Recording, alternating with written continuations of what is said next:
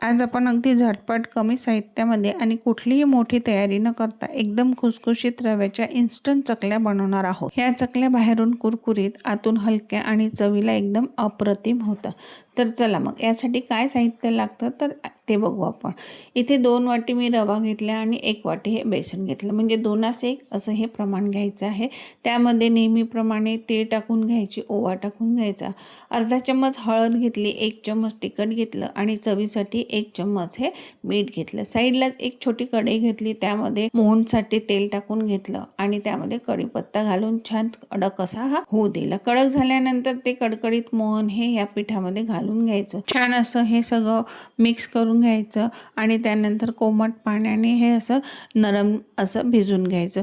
त्यानंतर 10 ते 15 मिनिट हे रेस्ट करायला ठेवायचं, कारण की रवा थोडासा हा फुलून येतो। त्यानंतर छान पाणी घ्यायचं आणि एकदम नरम असं हे पीठ छान असं चोळून घ्यायचं आणि चकल्याच्या साच्यांमध्ये ते भरायचं आणि नेहमीप्रमाणे चकल्या ह्या काढून घ्यायच्या। तेलामध्ये ह्या छान अगदी मंद आचेवर अशा ह्या चकल्या होऊ द्यायच्या। आजपर्यंत तुम्ही विविध प्रकारच्या चकल्या करून बघितल्या असतील, परंतु ह्या चकल्या इतक्या सोप्या आहेत की पहिल्याच प्रयत्नात एकदम अशा परफेक्ट ह्या तयार होतात। तर अशा प्रकारे आपण ह्या इथे चकल्या तेलात टाकलेल्या आहेत आणि अगदी मंद आचेवर ह्या होऊन राहिलेल्या आहेत।